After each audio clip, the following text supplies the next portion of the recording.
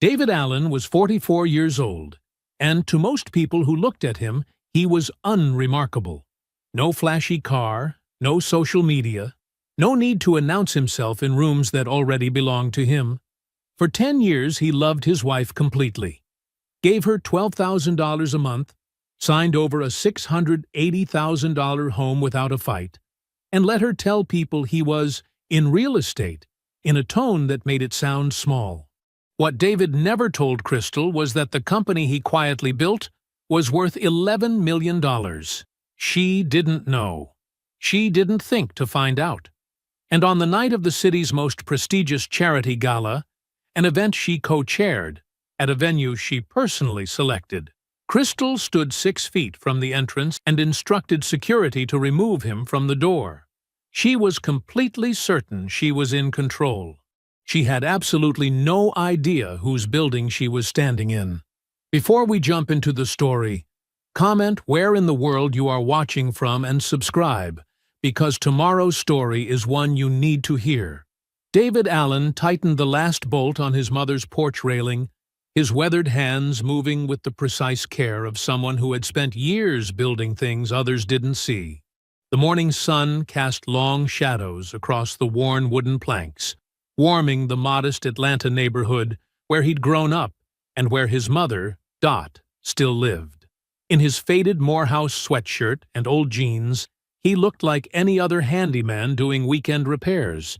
No one passing by would guess that the man kneeling on those steps was worth $11 million. That was exactly how David preferred it.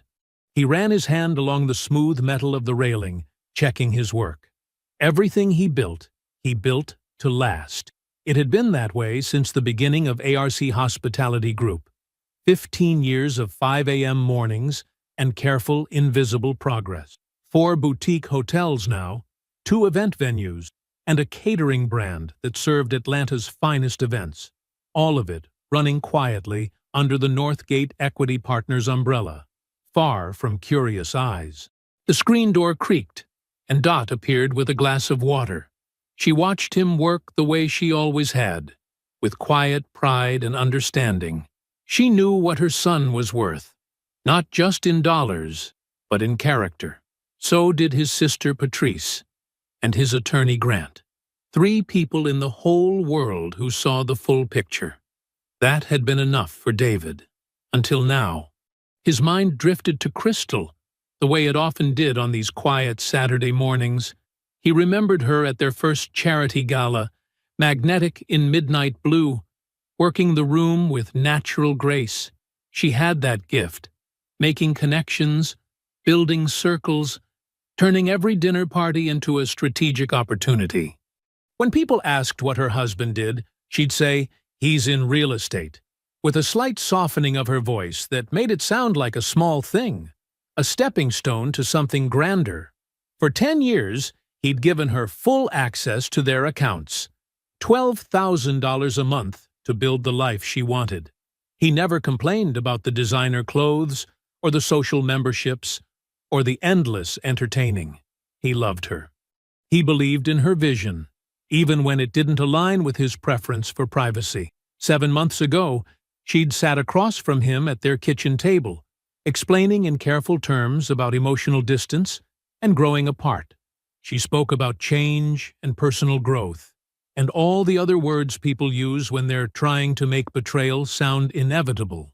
David, believing she had simply fallen out of love, hadn't fought. When Grant pushed for forensic accounting, David declined. He remembered saying, "Let her have her dignity." He signed over the Buckhead house without argument, added a car, agreed to $200,000 in liquid assets. He wanted to protect her, even as she was leaving. His phone buzzed in his pocket. Jerome's name lit up the screen. Crystal's younger brother had stayed close after the divorce, one of the few genuine friendships David had kept from the marriage. He answered, welcoming the distraction. They talked easily about nothing much. Jerome's new job, the Falcons' chances this season, Dot's famous sweet potato pie. Then Jerome mentioned Victor Hale's name casually, like it was something David would know. They've been together for a minute now, like 2, 3 years. Crystal seems happy. You know? The silence that followed was absolute. David could hear his own heartbeat, steady and unchanged, even as the world shifted beneath him. Jerome's voice came back, smaller now. David, man, I thought you knew. I appreciate the call, Jerome. David's voice was calm, measured, the same voice he used in board meetings and property negotiations. He ended the call and set his phone down next to the wrench. Dot appeared again, this time with sweet tea. She set it on the step beside him without a word and went back inside. Some things didn't need talking about. David sat on the porch steps, staring out at the neat row of crepe myrtles he'd helped his mother plant years ago. The numbers aligned themselves in his mind with brutal clarity. The divorce was final 7 months ago. Victor had been there for at least 2 to 3 years. Crystal hadn't left, because love died slowly. She'd left because she'd built a bridge to something else, while David was still fixing railings and paying bills, and believing she was just unhappy. The sweet tea sat untouched beside him, beads of condensation rolling down the glass like tears neither he nor Dot would shed. Monday morning arrived with Atlanta's typical humid warmth, but the air inside Grant Osei's downtown office stayed crisp and cool. The space matched its occupant, precise, understated, and deliberately organized.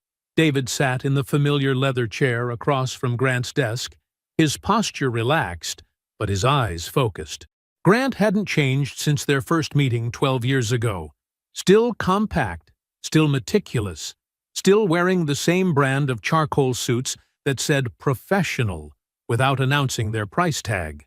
He was the kind of attorney who built careers on being exactly who he appeared to be. Jerome called Saturday, David said, his voice even. Crystal's been with Victor Hale for at least 2 to 3 years, while we were still married. Grant didn't blink. Instead, he reached for a manila folder that had been waiting on his desk, positioned at a perfect right angle to its edge. I was wondering when this would surface. The folder opened with a soft whisper of paper. 6 weeks before Crystal filed, a private investigator started making inquiries about ARC Hospitality Group and Northgate Equity Partners. Very quiet, very thorough. The kind of work that costs serious money. David's expression didn't change. How did you find out? The investigator works exclusively with Brennan and Associates. Crystal's divorce attorney uses them for all their high-net-worth cases. Grant's fingers traced the edge of a document. They're good at what they do. Very discreet. But they leave patterns if you know where to look. David absorbed this. She had me investigated while we were still sharing a bed. She did. Grant pulled out a sheet of paper covered in neat columns of numbers. They ran every public record, every property filing, every business connection they could find. But because ARC operates under Northgate, and because you've always kept business and personal finances completely separate, they saw what everyone sees, David finished. A comfortable real estate professional with steady income. Exactly. Grant laid out more papers, property records, tax assessments, the settlement agreement Crystal had signed so quickly. They valued your net worth at just under $1 million. Good income, the Buckhead house, free and clear, solid professional reputation, but nothing extraordinary. David studied the documents without touching them. The numbers told a story of careful calculation, of someone measuring exactly what they could extract before they showed their hand. That's why she moved so fast on the settlement, Grant continued. The house, the car, the $200,000 in cash, she thought she was taking the best pieces of a modest pie. His voice carried the precise tone of someone delivering crucial information. She left $11 million on the table, David. And she has no idea. The office fell quiet. Outside, Atlanta traffic hummed 20 stories below. David's hands rested motionless on the chair's arms. She didn't make a mistake, Grant said finally. She made a calculation. She just made it with the wrong number. David's response came after a long moment, each word carefully chosen. She investigated me, not because she wanted fairness. She investigated me because she needed to know exactly what she was walking away from before she told me she was leaving. He straightened in his chair, something hardening in his posture. I need you to start an audit. Everything between Victor Hale's development company and anything connected to ARC or Northgate. Every property interaction, every subsidiary filing, every piece of paper that might connect them to us. I want to know exactly what we're dealing with. Grant nodded once, already reaching for his phone. How deep do you want this to go? All the way down. David stood, smoothing his suit jacket with practiced calm. Leave no stone unturned. Later, in his modest apartment across town, never the Buckhead house, never that space she had claimed as part of her calculation, David sat in the dark. The city lights painted patterns on his ceiling through half-drawn blinds. For exactly 1 hour, he remained there, motionless, but not still. His mind worked through variables, through timing, through consequences, and their cascading effects. This wasn't grief. Grief had visited 7 months ago, when he thought she had simply fallen out of love. This was something else entirely. This was accounting for every detail, every leverage point, every piece of information that would matter in what came next. He had already decided there would be a next. The only question now was sequence. David sat in the Meridian's mahogany-paneled management office, listening to his venue director's quarterly operations briefing. The morning light filtered through restored 1920s windows, casting warm patterns across the polished conference table. Numbers and projections flowed smoothly.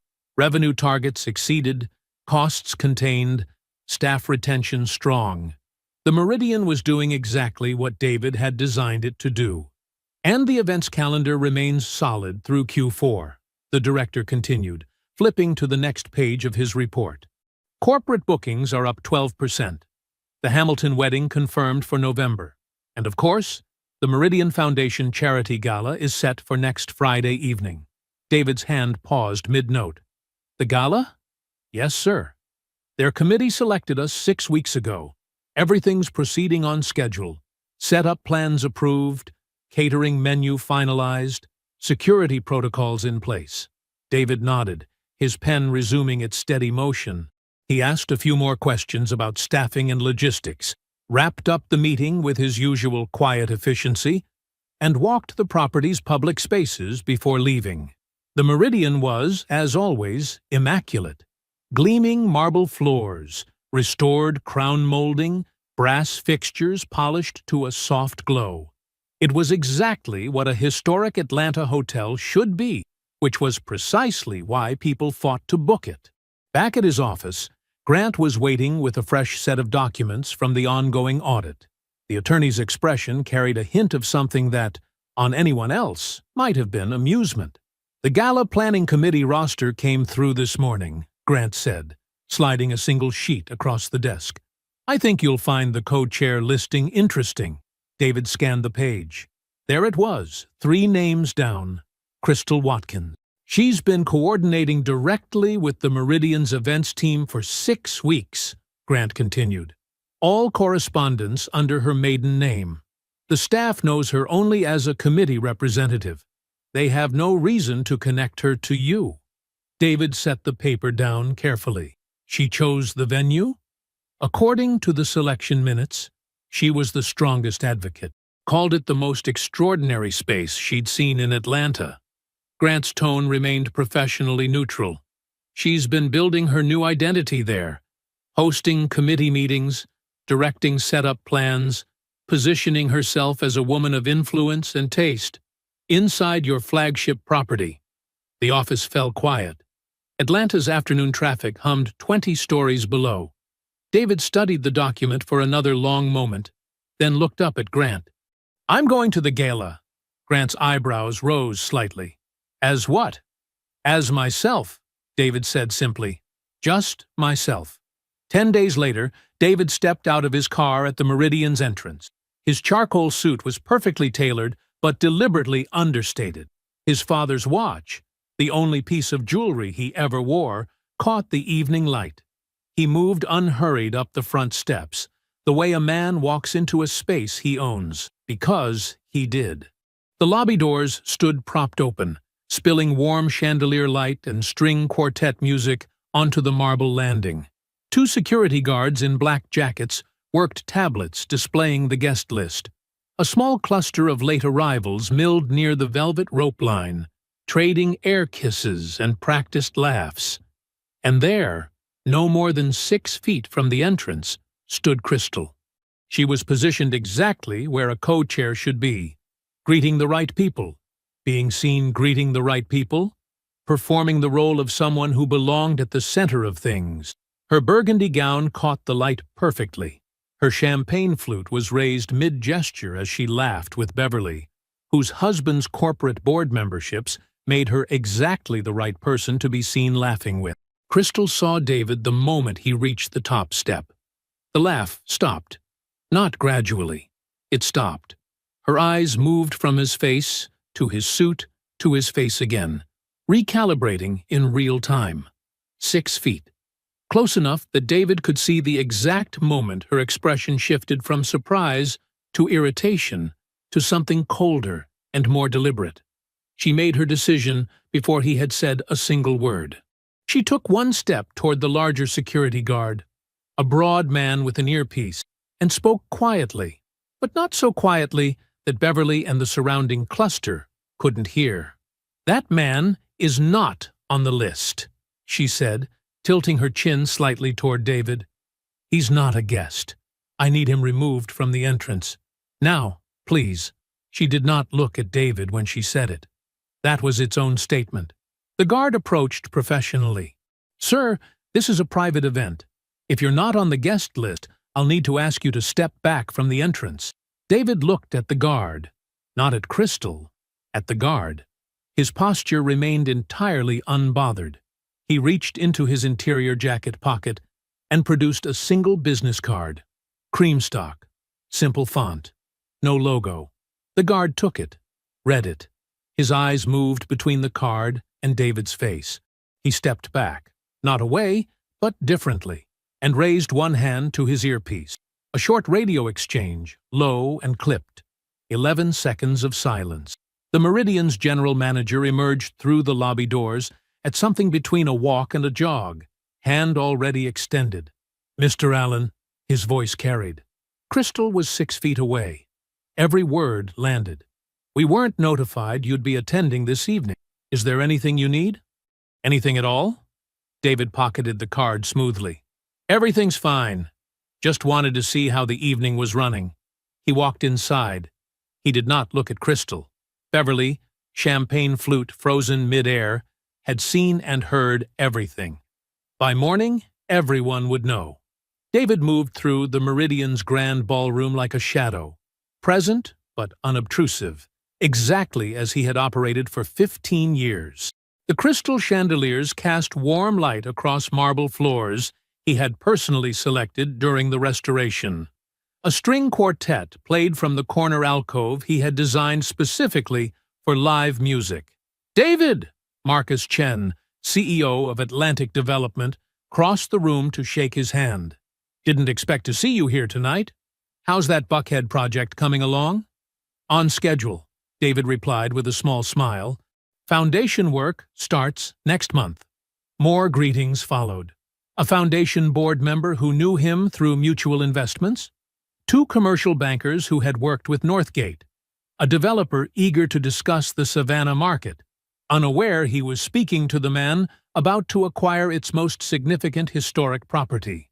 David accepted a glass of whiskey from the bar and found a quiet spot near one of the restored colonial columns. He watched the room with unhurried attention. Crystal moved through the crowd with practiced grace, touching elbows, trading air kisses, maintaining the image of a woman comfortably at the center of things. But he noticed the tight line of her shoulders, the extra beat before each laugh. She approached him 40 minutes later, champagne in hand, wearing the expression she had always used when she believed she held the higher ground. "What are you doing here, David?" Her voice was controlled, precise. "Attending a function at my venue," He took a small sip of whiskey. Your venue? The laugh was practiced, dismissive. This isn't your venue. This is the Meridian. It's owned by Northgate Equity Partners.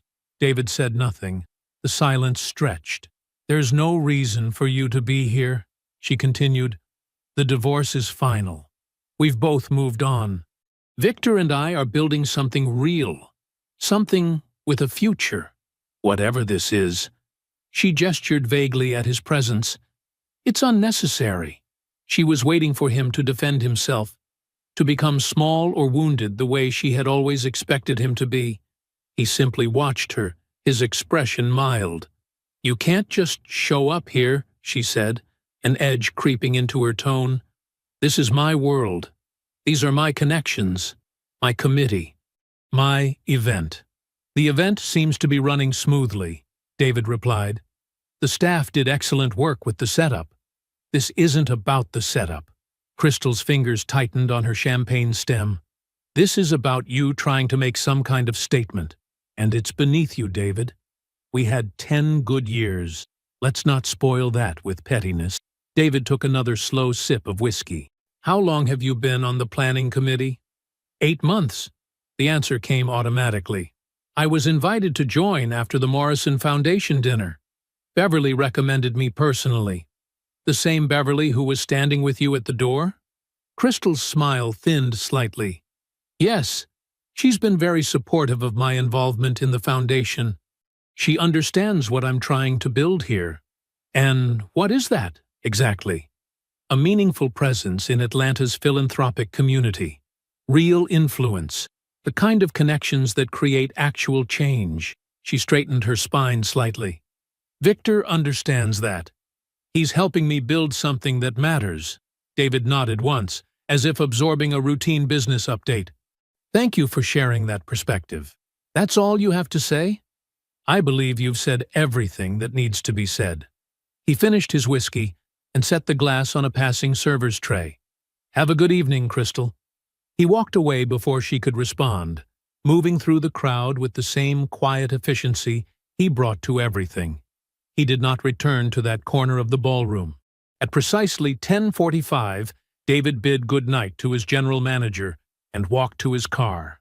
The evening air was cool, carrying the first hint of Atlanta's fall. He pulled out his phone as he settled into the driver's seat. Grant, he said when the attorney answered. The audit. How soon? 2 weeks, Grant replied. Maybe less, if we push. 2 weeks is fine. David ended the call and began the drive home. The traffic was light. He moved through it steadily, unhurried. The plan was already in motion. Every word Crystal had said tonight about Victor, about influence, about building something that mattered, was filed away, clear and permanent. She had given her statement without knowing what she was stating. The deposition was complete. The morning sun filtered through Grant's office windows, casting long shadows across his polished mahogany desk. David sat in the same chair he'd occupied 2 weeks ago, his posture relaxed but attentive. Grant placed a thick manila folder on the desk between them. It's worse than we thought, Grant said, opening the folder with practiced precision. David leaned forward slightly as Grant extracted a series of documents, each tab marked and annotated with his characteristic thoroughness. The top page showed a property assessment for the Hamilton, a boutique hotel in Chattanooga that David had acquired through an ARC subsidiary 3 years ago. 8 months ago, Grant began, Hale Group Investments made a structured attempt to acquire the Hamilton. On the surface, it looked like an opportunistic play. They identified what appeared to be a vulnerability in the property's debt structure and moved to exploit it. David's expression remained neutral. Which vulnerability? Section 7.3 of the subsidiary's debt covenant. Grant pulled out a highlighted document. There was a technical gap in the cross-default provisions that could have triggered an accelerated repayment requirement if exploited correctly. The kind of detail that doesn't show up in public filings. I remember the restructuring, David said quietly. Our quarterly audit caught it. We closed the gap before anything could happen. Yes. At the time, we thought it was just good risk management. Grant's tone shifted slightly. Now we know why that gap was targeted so precisely. He pulled another document from the folder, an email printed on standard discovery paper, marked with legal reference numbers in the corner. David recognized Crystal's email address in the header immediately. These came from the divorce discovery materials, Grant explained. Her team included them in a larger financial disclosure packet, buried under routine correspondence. They didn't understand what they were handing over. David read silently. The email was dated 14 months ago, while they were still married. Crystal had written to Victor, outlining the exact covenant structure of the Hamiltons' financing in clear, deliberate language. She included specific references to sections and subsections, the kind of detail that could only come from direct access to internal documents. "She went through my home office," David said, his voice level. "Yes?" Grant laid out 3 more emails in sequence. She provided the framework. 4 months later, Hale Group made their move. Patrice, who had been standing quietly by the window, moved to read over David's shoulder.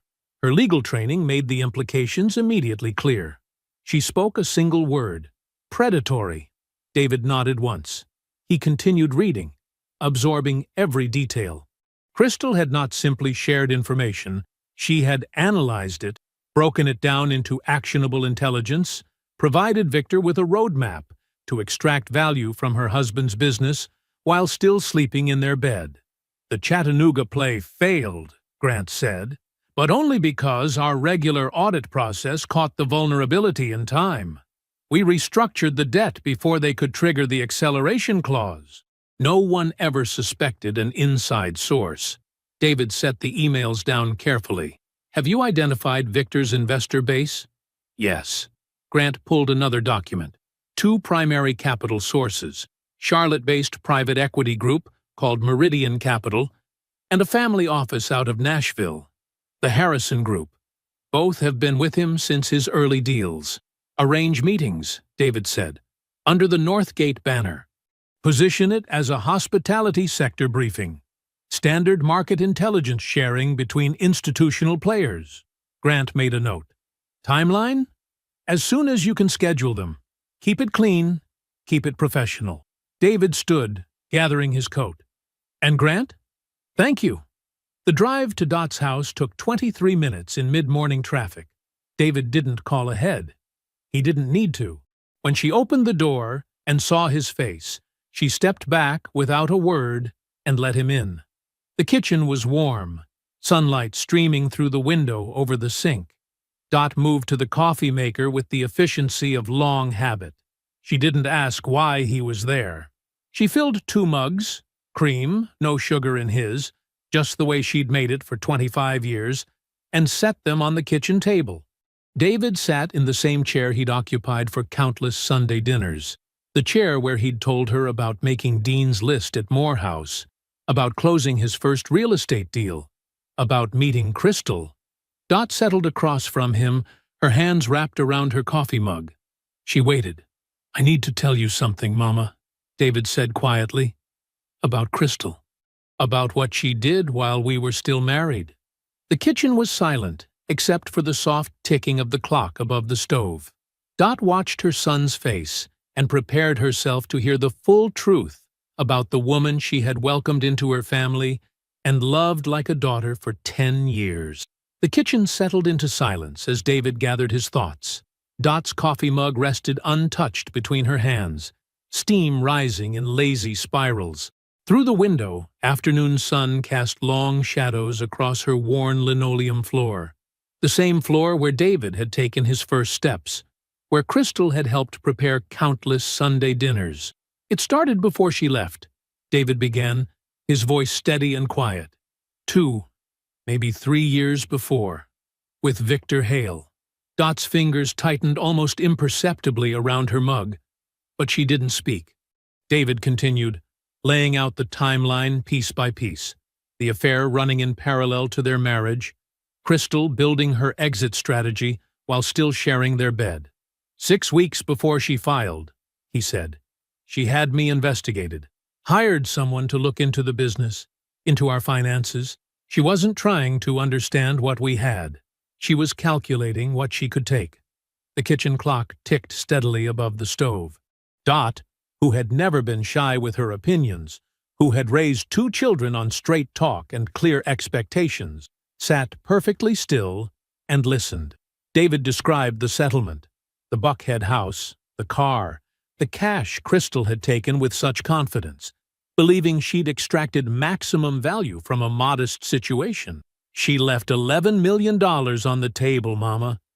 Because she decided years ago that I was exactly what she told people I was, just some man in real estate getting by. Dot's coffee had stopped steaming. She hadn't taken a single sip. Then David reached the Chattanooga emails. His voice remained level as he explained how Crystal had accessed his home office documents, how she had broken down complex financial structures into clear instructions for Victor, how she had handed him the blueprint to attack David's business while still wearing David's ring. When he finished, the kitchen was so quiet they could hear the neighbors' wind chimes through the closed window. Dot set her cold coffee aside and looked at her son. Really looked at him. The way she had when he was small and hurting but trying to be strong. "I knew that girl didn't love you right," she said finally. "Been knowing that longer than I wanted to say. But I didn't know she was doing you dirty like that." She stood and moved to the sink, pouring out both untouched coffees. When she turned back, her movements were precise and contained. "Tell me what you're fixing to do about it." David outlined the plan step by step. Grant identifying Victor's investors, the carefully structured Northgate briefing that would expose everything without accusing anything. And then Sunday dinner, where the truth would be spoken plainly in front of the family that had embraced Crystal for a decade. Dot returned to her chair and folded her hands on the table. She listened to every detail without interruption. When David finished, she was quiet for another long moment. "Don't do it messy," she said finally. "Do it so it can't be undone." "That's exactly the plan," David replied. "You want me to call her for Sunday dinner?" Dot asked, understanding immediately why David had come to her first. "Yes, ma'am. She's kept up with you since the divorce. Uses your name when she needs people to know she's still connected to good people.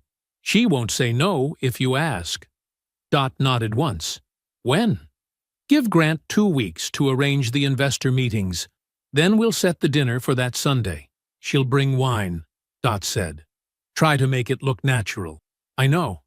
They sat in understanding silence for a moment. Then Dot stood and walked around the table. She placed one hand on David's shoulder, the same gesture she'd used when he was 12 and his father died, when he got into Morehouse, when he told her he was going to marry Crystal. "You're a good man," she said quietly. "You've always been a good man. She just didn't have the sense to see it." David covered his mother's hand with his own for a moment. Then he stood, gathering his coat. The afternoon had faded toward evening while they talked. He paused on the porch, the same porch where Jerome's call had landed 2 weeks ago, where everything had started shifting into its true shape. The street was quiet, porch lights beginning to flicker on down the block. He stood for a moment in the gathering dark, then walked to his car and got in. He had a meeting to arrange. Le Bernardin's soft lighting cast gentle shadows across the white tablecloth as David watched Victor Hale check his watch for the 3rd time in 20 minutes. The gesture was subtle, barely a flick of the wrist, but it spoke volumes to a man who had built his fortune reading people's tells. "The Buckhead market is particularly interesting right now," Victor was saying, his confidence practiced and polished. "We've got 3 properties under contract that are going to reshape the whole corridor." David nodded, took a measured sip of water. "Tell me about your financing structure on those." Victor's pause was microscopic, but present. "We're working with several institutional partners, very solid backing." He smiled, all teeth and rehearsed charm. "The details are still under wraps, but I can tell you we're looking at exceptional returns." David made a quiet sound of acknowledgement and cut into his steak. The meat was perfectly done, as it always was here. He'd been coming to Le Bernardin for years, knew the chef personally, had helped finance their kitchen renovation through one of ARC's subsidiary investment arms. Victor, he knew, had been trying to get a regular reservation for months. "Your Chattanooga project," David said casually. "How did that resolve?" Another microscopic pause. "We decided to explore other opportunities in that market. The timing wasn't optimal." David nodded again, knowing exactly why the timing had failed. He'd restructured that debt covenant himself after catching the vulnerability Victor had tried to exploit. "The market can be unpredictable," David offered mildly. Victor launched into a detailed explanation of his company's risk management approach, heavy on buzzwords and light on specifics. His left hand tapped the table edge twice, a nervous tell he probably didn't know he had. David had seen the same gesture when Victor mentioned the Buckhead properties.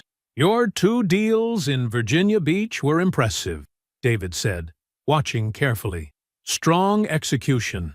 Victor's posture relaxed fractionally. "Thank you. Yes, those were watershed moments for us.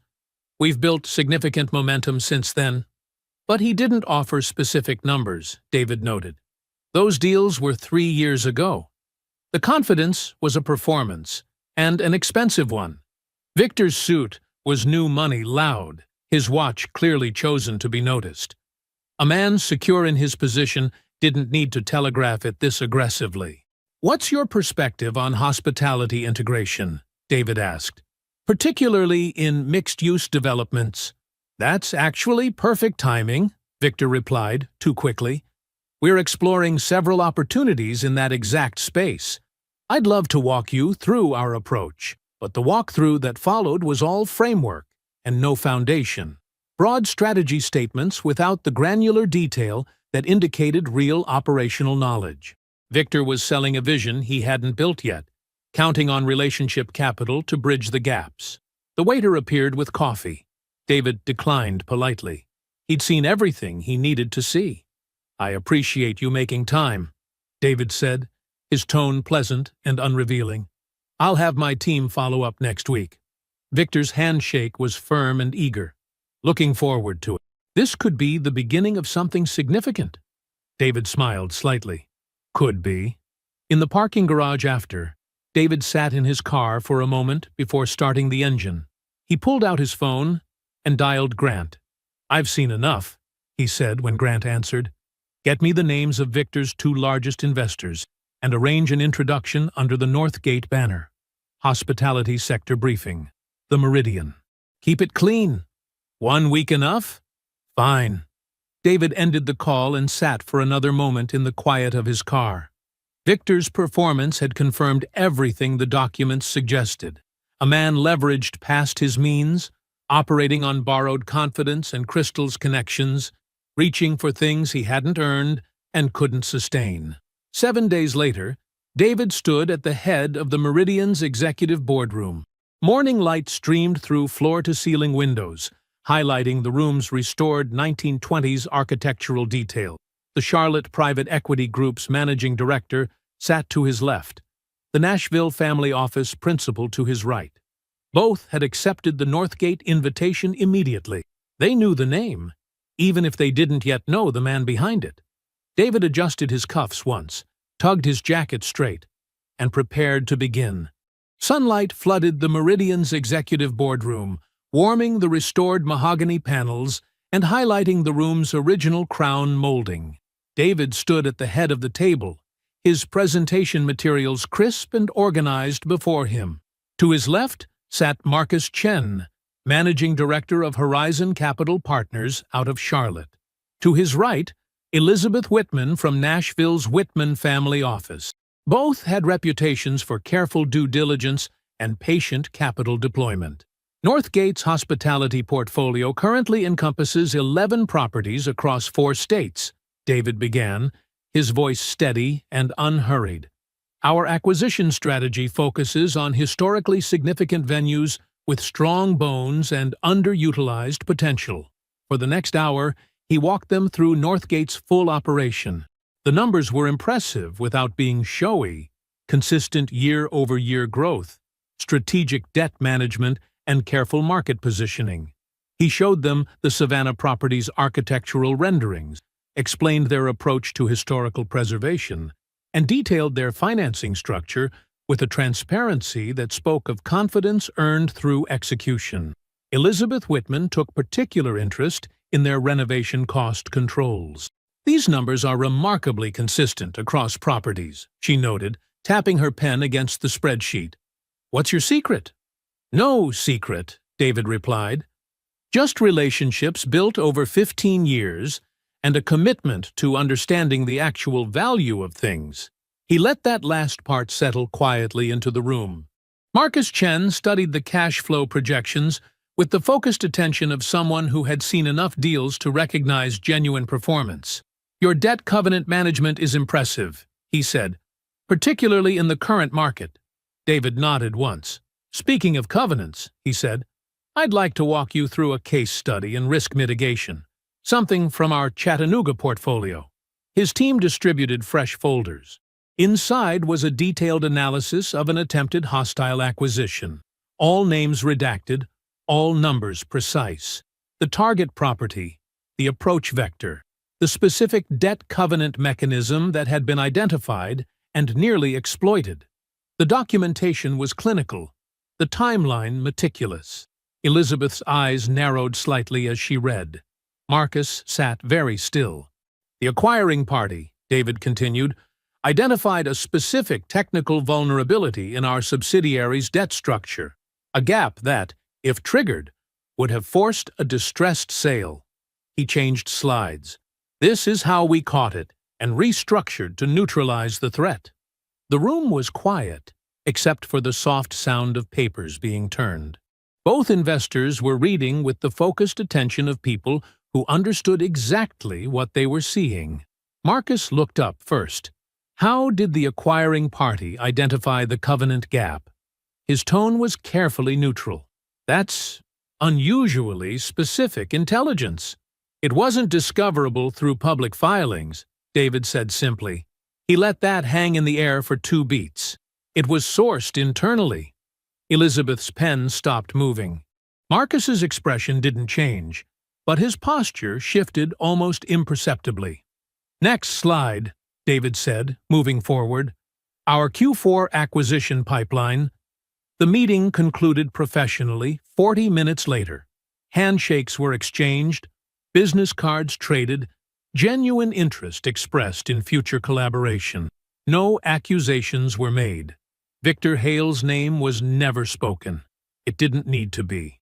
2 weeks later, Horizon Capital Partners began making formal inquiries into Hale Group Investments' deal sourcing practices and internal controls. The Whitman family office requested additional documentation on active projects. Victor's answers proved insufficient. 2 developments lost their backing. A third stalled in pre-construction. Across town, Crystal's phone lit up with a familiar name, Dot Allen. She answered immediately, warmth in her voice automatic and practiced. "Sunday dinner," Dot said simply. "This weekend, the whole family will be there." Crystal accepted without hesitation. She had maintained her relationship with Dot carefully since the divorce, treating it as valuable social capital. She couldn't have known that Dot was sitting at her kitchen table as she made the call. David across from her, both of them quiet as Crystal's voice came through the speaker. That Sunday morning, Dot's house filled with the smell of food that had been cooking since dawn: collard greens, mac and cheese, her famous peach cobbler. Patrice arrived first, precise and early as always, carrying a folder tucked under one arm. Jerome came next, hesitating slightly at the door before Dot pulled him into a hug. Crystal arrived at exactly 2 o'clock, elegant in a wrap dress and gold earrings, a bottle of wine in hand. She moved through the familiar rooms with practiced ease, hugging Dot, speaking warmly to Jerome, nodding politely to Patrice. David's car pulled up last. Through the window, they watched him walk up the path to the house he had been fixing all his life. Dot's dining room glowed with late afternoon light filtering through lace curtains. The good china, the set she brought out only for special occasions, caught the sun and sparkled. Steam rose from serving dishes filled with collard greens, mac and cheese, and perfectly seasoned fried chicken. Everyone had taken their places.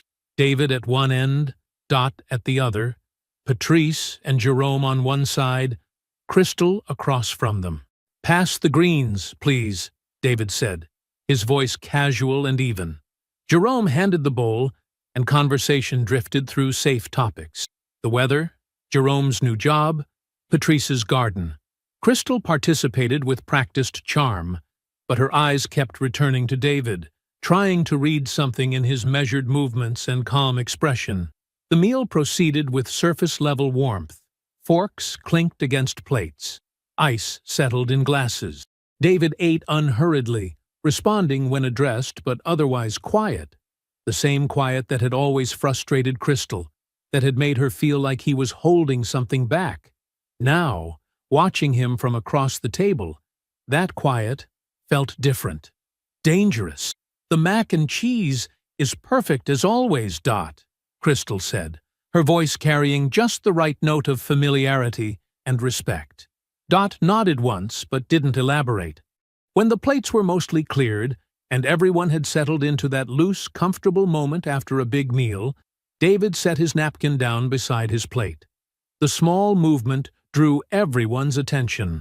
"I'd like to talk about some things, openly," he said, his voice steady and clear. Because this family loved Crystal, invested in her, brought her in with open hearts. "You deserve to know what actually happened inside our marriage." Crystal's fingers tightened around her water glass.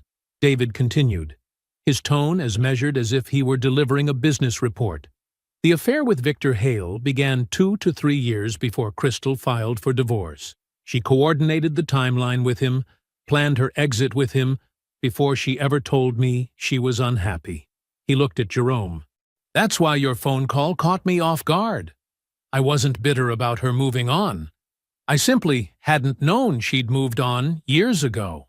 Jerome's face tightened. Crystal opened her mouth, but David continued. 6 weeks before filing, she commissioned a private financial investigation of my business holdings through her divorce attorney's firm. Not to ensure fairness, to calculate what she could take. She signed the settlement quickly because she thought she had the full picture. A pause. She left $11 million on the table because she never bothered to look past the surface. Crystal's voice cut in, controlled but sharp. "This is what bitterness looks like," she said, addressing the table but looking at Jerome. "A man who can't accept that a marriage ended naturally, trying to rewrite history because his ego is bruised." "The Chattanooga emails," David said quietly. Crystal's breath caught. Patrice reached down beside her chair and lifted a manila folder. 8 months ago," David continued, "Victor's company attempted to acquire one of my properties using confidential information about our debt structure, information that wasn't public. Information that could only have come from inside my home office." Patrice slid the folder across the table. Crystal didn't touch it. Jerome reached for it slowly. "That's enough, David," Crystal said, but her voice had lost its sharp edge. Jerome opened the folder. The emails were printed in clean black text. Crystal's name in the header. Crystal's words in the body. Technical language about covenant structures explained in careful detail. Forwarded to Victor's personal email. Jerome read every word. Then he looked at his sister and didn't speak. The room was perfectly still. Then Dot's voice broke the silence, quiet but carrying. "I loved you like my own daughter," she said. "Brought you into this family with an open heart. I'm not angry because anger would mean you earned a reaction from me. David is my son. What I just heard tells me everything I need to know about who you chose to be." She picked up her fork. "You're welcome to finish your cobbler." Crystal stood, movements precise and controlled. She gathered her purse without a word and walked out. The front door closed softly behind her. Jerome stayed in his chair, the folder open before him. "David," he said finally, "I'm so sorry." "Nothing to apologize for," David replied. Just keep being who you are." The room settled into quiet. Dot ate her cobbler. Patrice gathered the emails back into the folder. Jerome stared at his plate. Outside, they heard Crystal's car start and pull away. David's footsteps echoed softly through the Meridian's empty lobby.